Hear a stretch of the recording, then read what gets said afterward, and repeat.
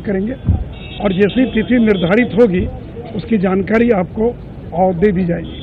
और मित्रों, जो लोग कोर्ट गए हैं, बाकी गए हैं और जो दावा कर रहे हैं कि इनके पास बहुमत है, तो पहले हमको बुलाया जाना चाहिए। तो जब नीतीश कुमार ने 131 विधायकों के समर्थन का पत्र सौंप दिया, तो फिर वहां पर सबसे बड़े दल को बुलाने का क्या औचित्य था, उसकी आवश्यकता क्या थी? उनके पास अगर बहुमत था तो आज विधानसभा में वो सिद्ध कर देते कि हमारे पास बहुमत है। लेकिन सभी लोग जानते हैं कि राजद कांग्रेस मिलकर 110 का भी आंकड़ा पार नहीं कर सकता है। आज 108 लोग उनके पक्ष में आज वहाँ दिखाई पड़े, तो स्पष्ट हो गया कि इस गठबंधन को, जो नया गठबंधन बना है, उसको पूर्ण बहुमत है। और मैंने पहले भी कहा था कि यह एक बेमेल गठबंधन था जिसकी स्वाभाविक मौत हो गई। ये जो राजद जदयू का जो गठबंधन था, ये एक बेमेल गठबंधन था जिसकी स्वाभाविक मौत हो गई। Unnatural alliance died naturally. और इसलिए हम लोग पहले दिन से कह रहे थे कि 5 साल ये गठबंधन अपना कार्यकाल पूरा नहीं करेगा, और 20 महीनों के भीतर ये गठबंधन टूट गया। और जो बार बार नीतीश कुमार कह रहे थे कि जो आरोप लगे उसके बारे में आप आकर सफाई दीजिए, लेकिन सफाई देने की वो स्थिति में नहीं थे, क्योंकि उनके पास कोई सफाई नहीं है। और आज भी विधानसभा के पूरे भाषण में उन्होंने भ्रष्टाचार पर एक शब्द नहीं कहा। अपनी 1000 करोड़ से ज़्यादा की बेनामी संपत्ति के बारे में उन्होंने एक शब्द नहीं कहा। तो बिहार की जनता जानना चाहती है लालू यादव और उनके परिवार से कि आखिर इतनी कम उम्र में, 28 साल की उम्र में इतनी संपत्ति उन्होंने वहाँ कैसे इकट्ठा कर लिया। इसलिए मित्रों, मुझे खुशी है कि नीतीश कुमार ने समय पर कदम उठाया और भ्रष्टाचार से समझौता करने से इनकार कर दिया। उन्होंने लालू के सामने घुटना नहीं टेका। और ये जो गठबंधन बना है, ये जो एनडीए के साथ नीतीश कुमार का गठबंधन है, ये बाकी बचे 40 महीना पूरी मजबूती से पूरा करेगा और हम बिहार को विकास की ऊंचाइयों पर ले जाने का काम करेंगे। डिप्टी सीएम सुशील कुमार मोदी को आप सुन रहे थे, जिन्होंने कहा कि 40 महीने बाकी बचे हैं और इन 40 महीनों में हम कोशिश करेंगे कि जो अब तक नहीं हुआ उसको भी पूरा करना है और इससे आगे कहीं लेकर जाना है, बिहार को विकास के पथ पर अग्रसर करना है। और इसके लिए केंद्र सरकार का पूरा सहयोग भी हमें हासिल होगा। नीतीश कुमार ने सही वक्त पर सही फैसला लिया और इसके लिए वो धन्यवाद के पात्र भी हैं। और अब हम मिलकर यहाँ पर विकास की एक नई लकीर खींचेंगे।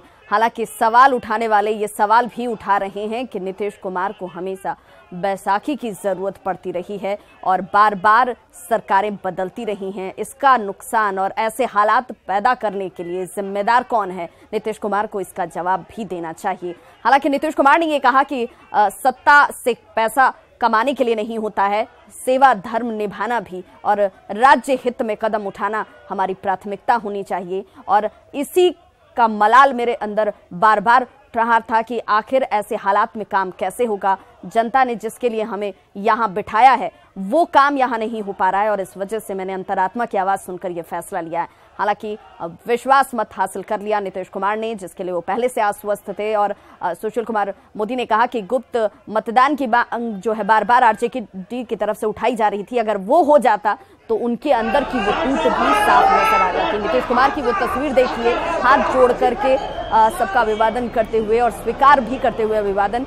ये अब से थोड़ी देर पहले की ये तस्वीर है जब विधानसभा से विश्वास मत जीत कर हासिल कर नीतीश कुमार यहाँ से रवाना हो रहे थे। उस रवानगी की तस्वीरें आप देख रहे हैं और खुशी भी उनके चेहरे पर साफ नजर आ रही थी। हालांकि ये खुशी उनकी स्वाभाविक नजर आती है, क्योंकि जो राजयोग नीतीश कुमार का है वो जरूर हर बार उनके साथ बना नजर आता है और इसीलिए उन्हें राजयोगी भी कहा जा रहा है। राजनीति में, बिहार की राजनीति के वो चाणक्य माने जाते हैं, क्योंकि और इस कम से कम इस अंक गणित है, चूंकि ये पूरी राजनीति जो है वो गणित के आधार पर चलती है और उस अंक गणित में नीतीश कुमार अव्वल नजर आते हैं। बार बार उनका जो कैलकुलेशन है, उनका जो मैथमेटिक्स है वो पास हो जाता है और ऐसे में वो ये बताने में सफल यहां पर नजर आते हैं कि लालू प्रसाद से आगे बढ़कर उन्होंने चीजों को तौला है, सोचा है, समझा है और बिहार की जनता के हित के साथ उन्होंने इसे समाहित कर दिया कि जो किया है वो जनता के हित में किया है। सहयोगी अविनाश हमारे साथ इस वक्त जुड़ गए हैं।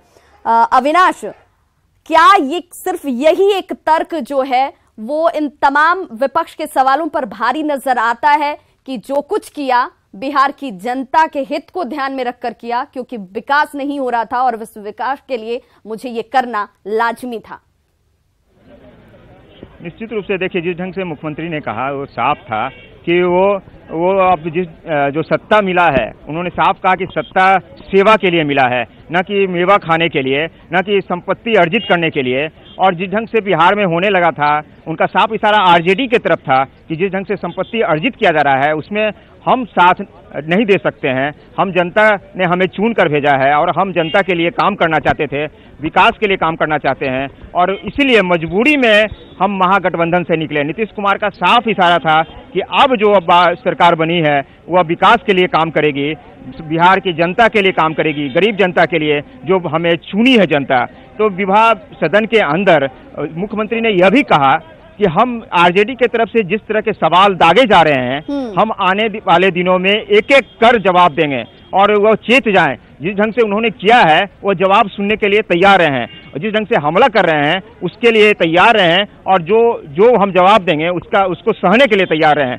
तो खुलकर सदन के अंदर एक तरह से आरजेडी को चेतावनी दी और आगे सावधान रहने के लिए कहा कि जो उन्होंने सरकार में रहते हुए किया है वह जनता के बीच जाएगा मेरे माध्यम से। साफ इशारा था। लेकिन तो आने वाले दिनों में सवाल किया अविनाश, तेजस्वी ने जो सवाल किया कि तो आखिर हम भी आपसे ये सवाल करते हैं कि बहुत कुछ कचोट रहा था मन को, इसलिए इस तरह का फैसला लेना पड़ा, तो क्या आगे ये हालात नहीं बनेंगे? तो क्या एक बार फिर से ऐसे हालात पैदा नहीं हो सकते हैं? और कितने दिन ये सरकार चलेगी? ये तमाम सवाल भी उन्होंने कहीं ना कहीं इशारों में रख दिया नीतीश कुमार के सामने।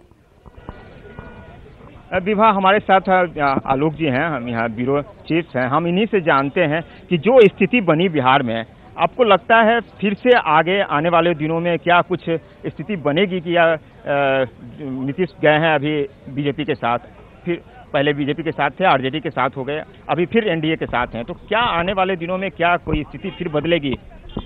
नहीं, अब चूंकि 20 महीने सरकार के ये पूरे हुए थे, महागठबंधन की जो सरकार थी, और अब जो आने वाला वक्त है 2020 तक का, मुझे नहीं लगता कि इस बीच में कोई राजनीतिक अस्थिरता बिहार में पैदा होगी।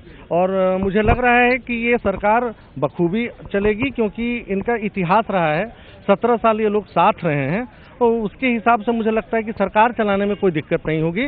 मुश्किल इनको होगी विपक्ष से, क्योंकि लालू प्रसाद अब विधानसभा में नहीं है, और उन्होंने जो अपनी जिम्मेवारी सौंपी है तेजस्वी यादव को, और जिस तरीके से आप देख रहे होंगे वो उभरे हैं एक यूथ लीडर के तौर पे, और आज जिस तरीके से उन्होंने नीतीश को घेरने की कोशिश की और तर्कों के आधार पर, बस उनके साथ ये दिक्कत सिर्फ यही है कि उनके ऊपर जो लालू यादव और उनके परिवार पर भ्रष्टाचार के आरोप है उसकी छाया है।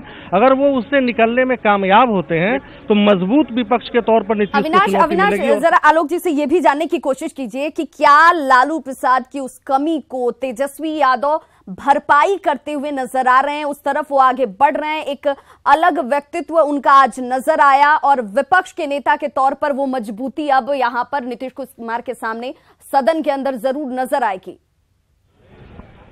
निश्चित रूप से विवाह हम पूछते हैं आलोक जी, लालू यादव का जो अपना जिस ढंग से उनकी छवि रही है, जो उनका पर्सनालिटी रहा है, आपको लगता है तेजस्वी उसको पूरा कर सकते हैं? देखिए, लालू और तेजस्वी में बहुत बड़ा फर्क है। तेजस्वी की जो छवि है वो शायद 90 के दशक में जो अब मंडल की राजनीति किया करते थे लालू प्रसाद, उससे परिस्थितियां भी बदली है और उसके अनुरूप तेजस्वी ने अपने को जी देखिए, ये मेरिट्स पर मैं कुछ नहीं कर रहा हूं, लेकिन एक चीज हम लोगों को जानना चाहिए और सबको जानना चाहिए, वो ये कि ये पाकिस्तान की जो आर्मी है और जो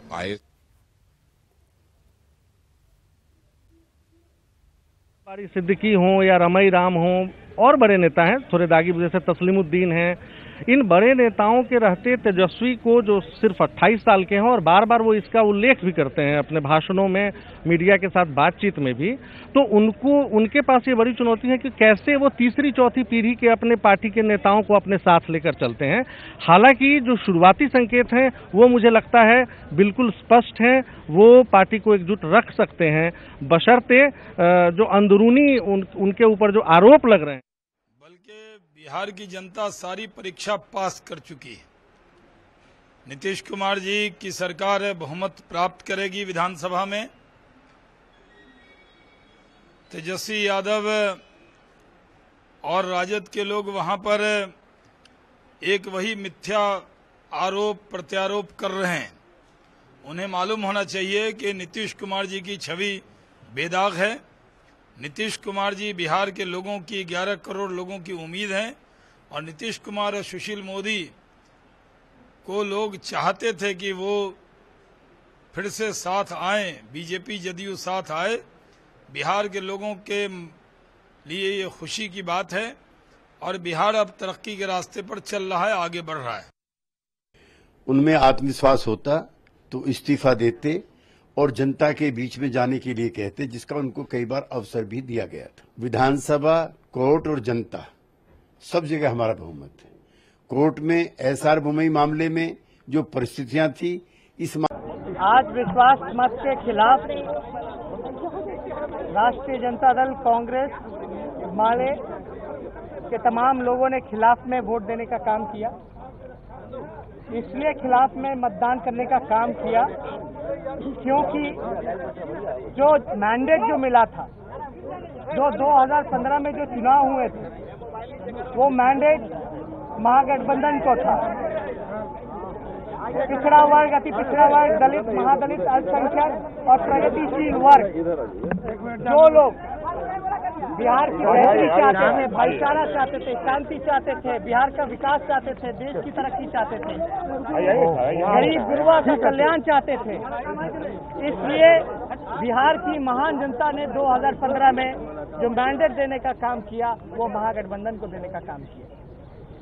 आज उस मैंडेट का बीजेपी के लोग, मुख्यमंत्री नीतीश कुमार ने अपमानित करने का काम किया। जिन जिन लोगों ने वोट देने का काम किया बीजेपी के खिलाफ, नीतीश जी बीजेपी के गोद में, आरएसएस के गोद में जाकर के बैठे हैं। इसके लिए तमाम बिहार की जनता इससे आहत है, एक छला हुआ महसूस कर रही है। धोखा उनको दिया गया। आज तमाम लोग बिहार के मतदाता, जिन्होंने बड़े विश्वास के साथ मुख्यमंत्री जी को महागठबंधन का नेता हम लोगों ने चुना था, आज वो लोग अपमानित महसूस कर रहा है, ठगा हुआ महसूस कर रहा है। और जिस प्रकार से ये बीजेपी के गोद में चले गए, आज हमने अपने भाषण में इतने सारे सवाल पूछे जिनका जवाब माननीय मुख्यमंत्री जी के पास और ना ही बीजेपी के लोगों के पास कोई जवाब नहीं था। इतनी हड़बड़ में हर एक चीज हो गया, शपथ लिया गया, इस्तीफा दिया गया, ये जितना ढोंग ड्रामा जितना भी हुआ गया, और एक पहले एक परसेप्शन बिल्डअप किया गया कि